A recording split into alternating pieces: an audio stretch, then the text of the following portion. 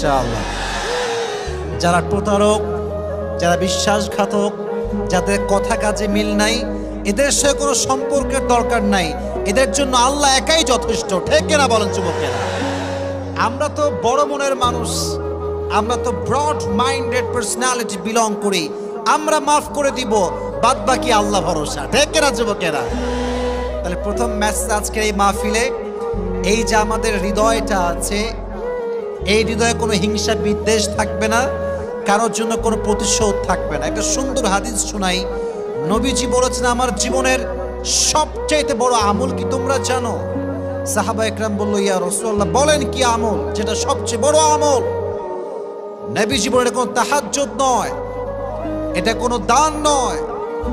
in ইসতাতা'তা আন তুসবিহা ওয়া তুমসিয়া ওয়া লাইসা ফি কলবিকা গাশশুন লিআহাদিন ফাফআল যালিক ওয়া যালিকা মিন